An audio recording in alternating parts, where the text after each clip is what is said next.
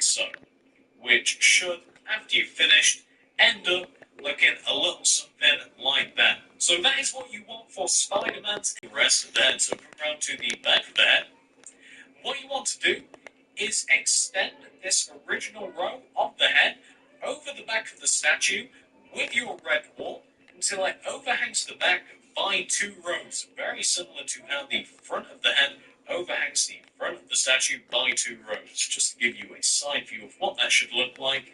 So once you've done that, and pause that if necessary, if you're still working on that of course, it's time for us to do the only little bit of detail that exists on the rest of Spider-Man's head. So what you want to do is take out your black wool and place 2 black blocks right there behind Spider-Man's eyes. That is all you want to do, and of course I can't explain positioning, but it should be fairly simple what you have to do there. So you want to do that, and you want to do the exact same thing on the other side as well. So in the exact same position, just place those 2 black blocks right there on either side of the head. And once you've done that, all you have to do to finish off the rest of the head is just fill the rest of the head in entirely with red wool. Exactly like I'm doing now. I've got a little bit of a head start on you guys. And you guys can, of course, do this in any way, shape, or form that you would prefer.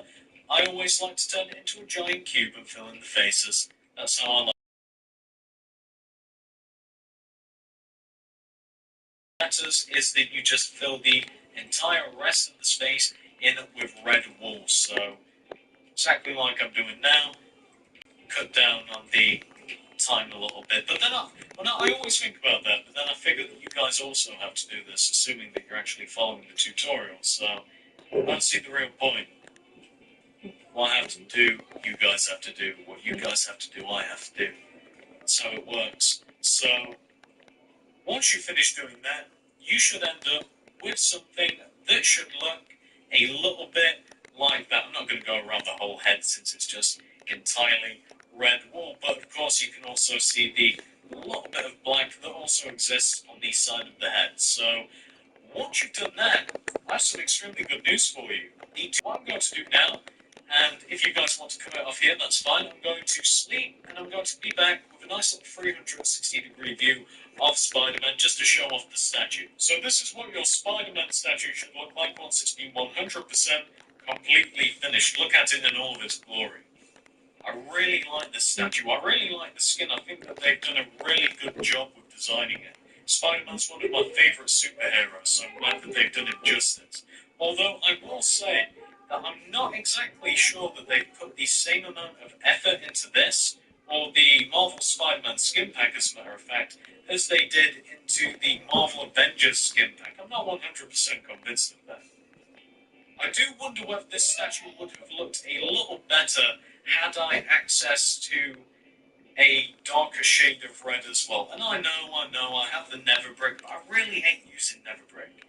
I really do. I think it ruins a statue for the most part, unless it's 100% mandatory, like the Iron Man statue. I really think that had I have added Never Brick to this, it would have looked worse. Because, of course, if you look at the actual skin, of course, there are 2 tones of red in there. So I don't know whether it would have made it better or worse, but I like it as it is now. So there you have it. Afternoon, lads. Try and we have a little chat. Because we got a problem. Problem with talking about how we're feeling.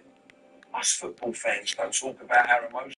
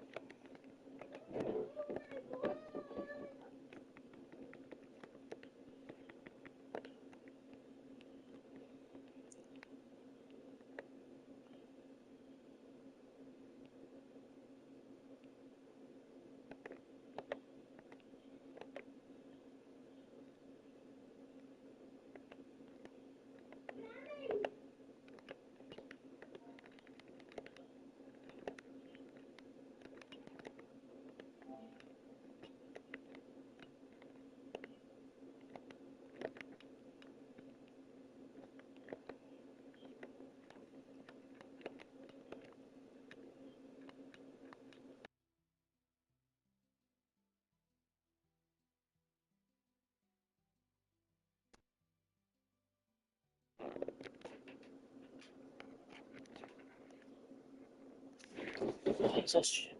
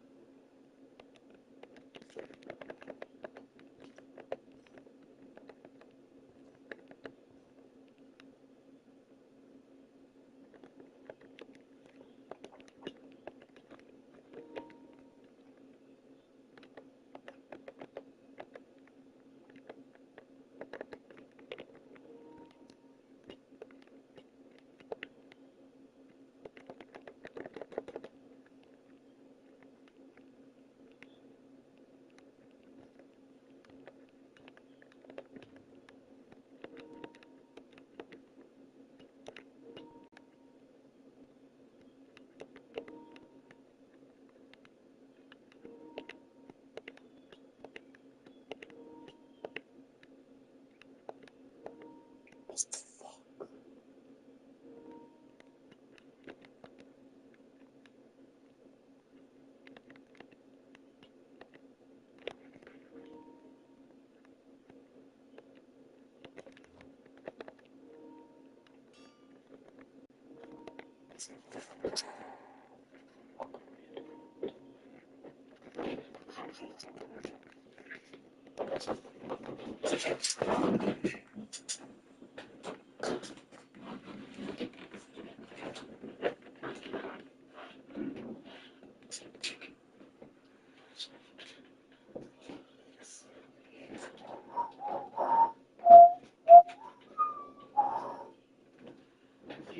on, keep on moving, so magic.